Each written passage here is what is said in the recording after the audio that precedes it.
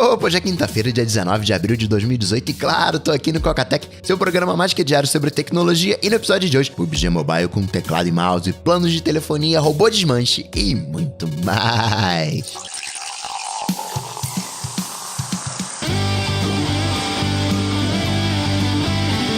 Dicas, produtividade, tecnologia, opinião, comportamento, tendência, notícias. Cocatec.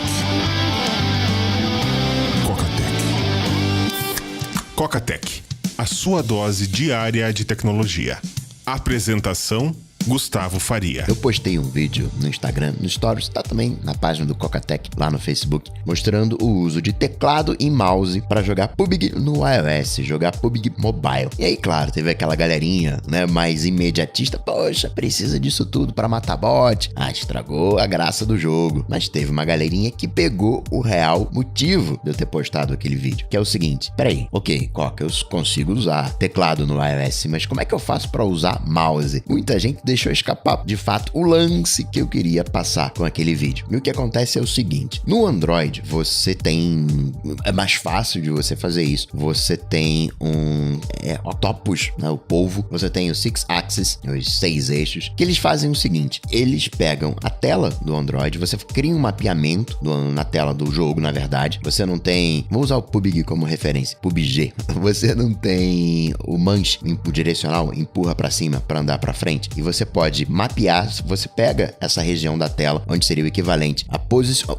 onde estaria o seu dedo para mover o bonequinho para frente, você associa, por exemplo, a tecla W. Para trás, você associa na região, fica uma bolinha na região onde é para trás, você coloca o S e assim pro A, você vai para esquerda, pro D, você vai para direita e você vai mapeando. E tem inclusive já esses mapas prontos para determinados jogos. Você tem que pegar um adaptador, né, um OTG, um adaptador que leva de USBzinho para USB padrão, e aí você pega o seu teclado, USB, conecta nesse adaptador, ou então pega um módulo Bluetooth, USB Bluetooth, conecta no ATG que está conectado no Android, e aí você conecta o teclado Bluetooth com esse receptor Bluetooth e você vai conseguir fazer a operação. E a mesma coisa funciona com o mouse. E tem solução semelhante para o iOS. Só que a solução semelhante para iOS tem um hardware que é o Game... Eu vou deixar o link aqui nas notas do episódio, que é o Games IRX1, se eu não me engano. Que ele é um dock, o nome dele é Dock Battlefront, alguma coisa assim, Dock Battle Station, uma coisa assim, que é específico para esses jogos FPS. Igual tem os modelinhos dos jogos para fazer um mapeamento. Essa GameSir, ela é de Hong Kong, especializada em joysticks, em aparatos para jogos. E no caso do iOS, você tem que ter 2 aplicativos, um da própria GameSir e um outro que é um emulador. Na verdade, o PUBG ele roda dentro de um emulador para ficar mandando os comandos de teclado, os comandos de mouse. Então, sim, você consegue usar um teclado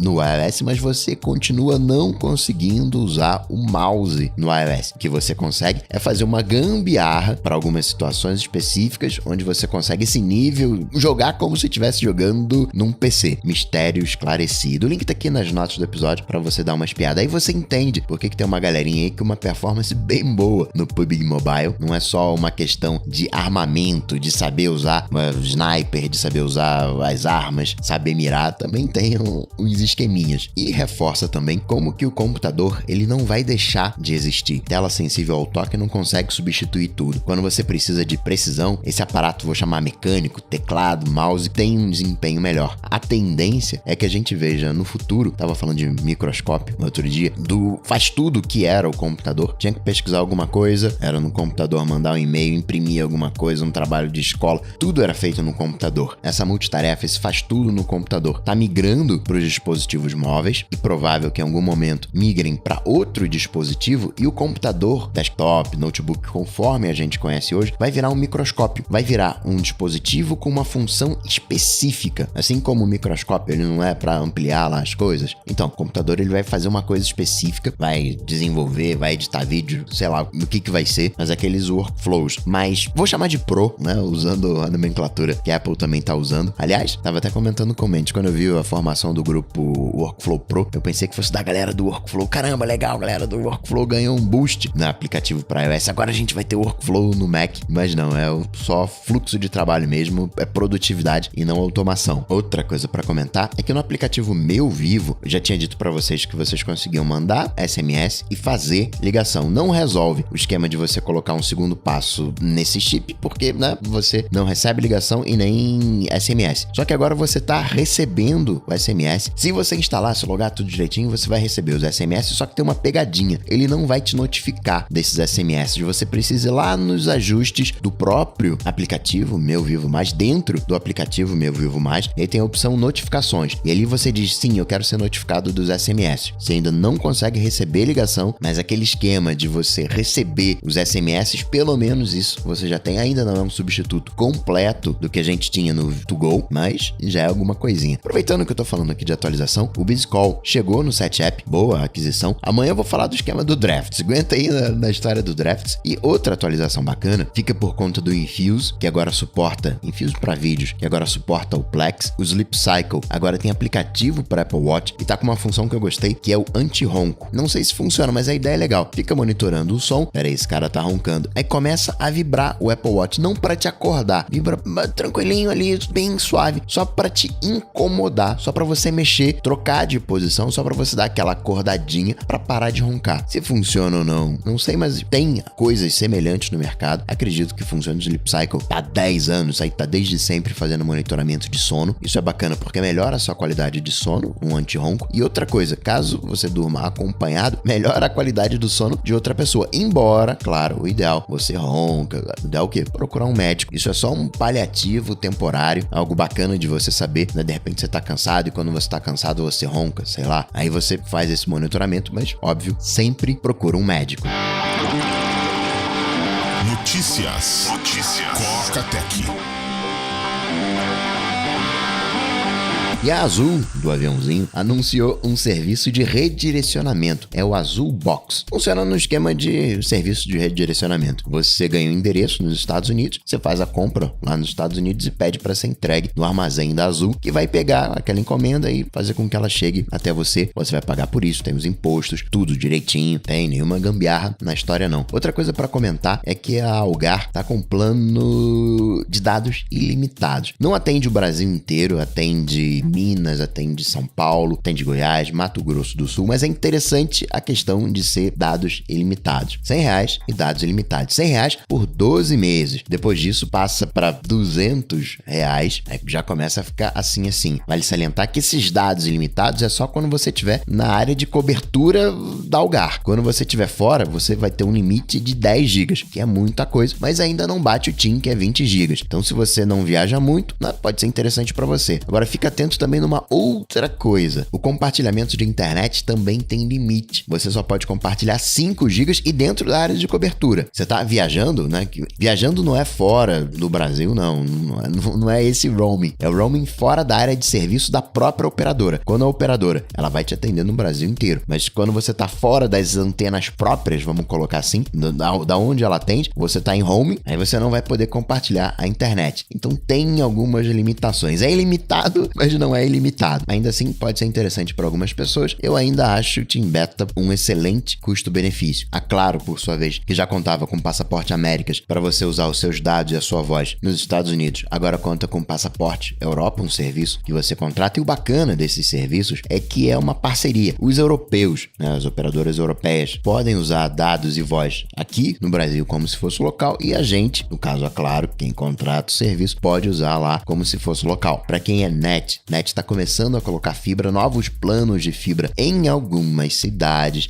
O bacana da fibra, por exemplo, eu tenho 240 megas aqui no estúdio de download e de upload 20 megas. Pago 160, R$200, alguma coisa assim. Se eu passasse para fibra, não tem fibra aqui na localidade que eu tô no Rio de Janeiro. Mas se eu passasse pro equivalente em fibra, eu teria 240 de download, o upload, se eu não me engano, 120, 6 vezes mais do que o atual, e o preço tá girando ali em 120, 130 reais. Vale a pena dar uma olhadinha aí. Vez ou outra, coloca aí, pelo menos uma vez a cada 6 meses, dá uma olhadinha nos planos das suas operadoras. Internet fixa, internet banda larga, que às vezes pintam uma promoçãozinha bacana. Sobre o roubo de cargas que aconteceu no Galeão, tanto o S9 quanto de iPhone, leia-se aí Custo Brasil, que a polícia não foi recuperar a carga, sabia que estava lá na comunidade, não foi recuperar, que não tinha equipamento, mas a polícia disse que está monitorando a carga. A galera tá vendendo ali nos mercados golpe livres da vida, e a polícia tá monitorando. E aí, tem nota? Não tem nota, isso aqui foi presente. Do ponto de vista policial, precisa ter investigação, saber para onde é que tá indo a carga, identificar o mecanismo, precisa de inteligência, não é simplesmente ir lá e reaver a carga. Na verdade, a polícia deu outros migués também, falou, não,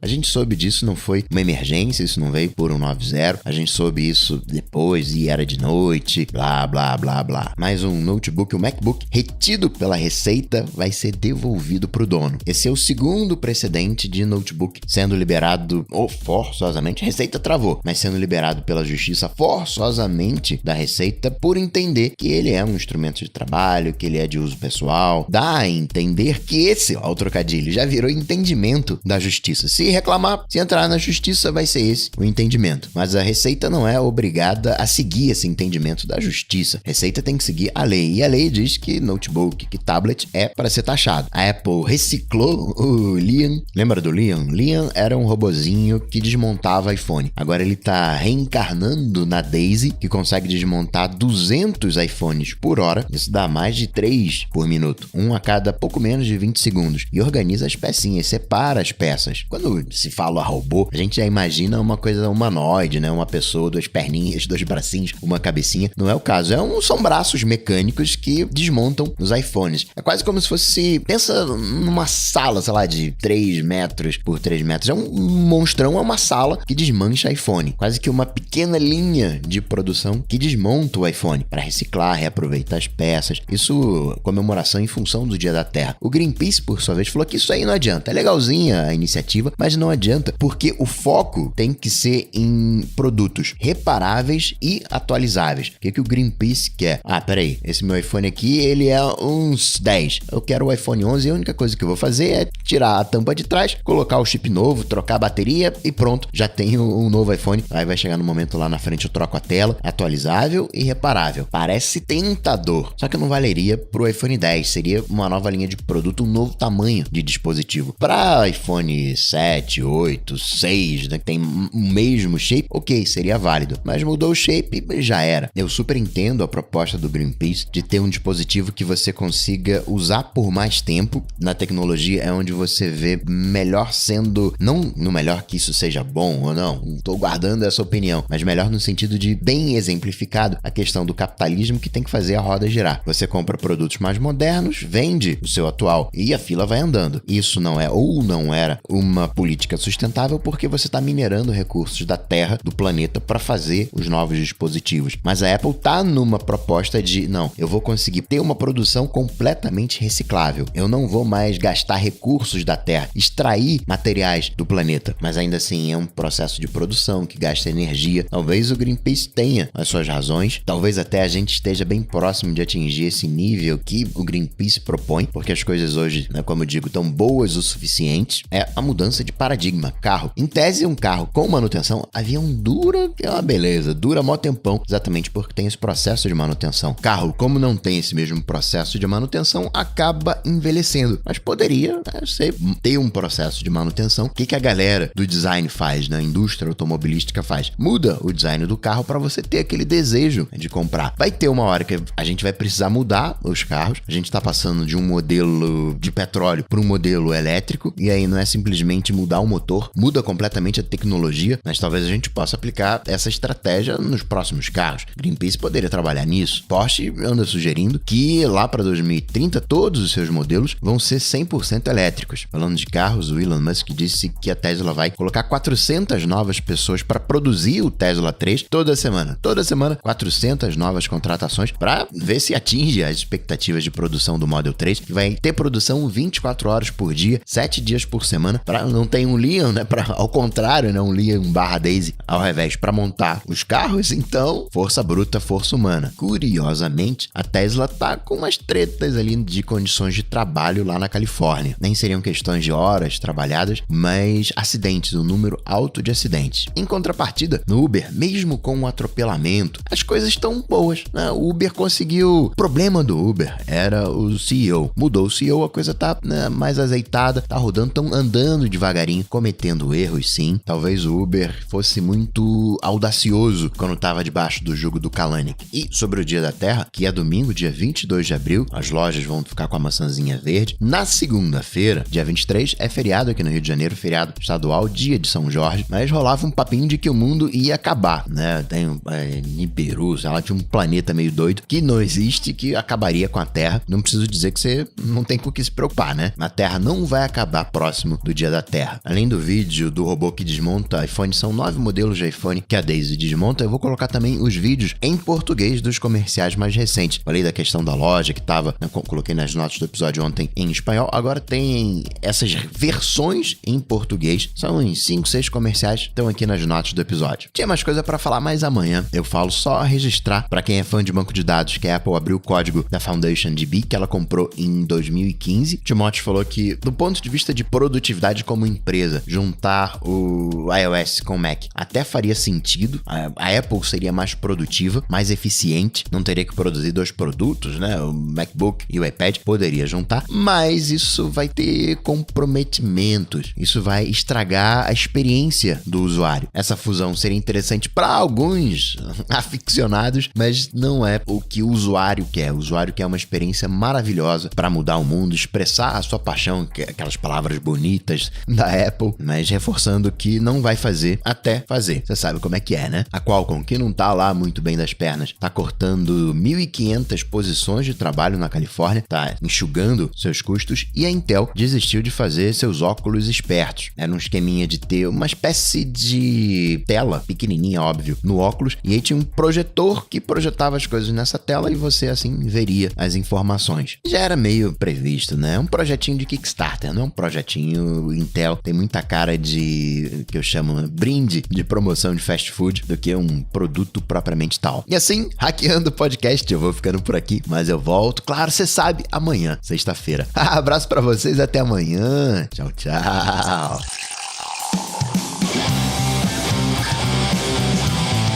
Quacatec está presente em todas as redes sociais: YouTube, Facebook, Twitter, Instagram.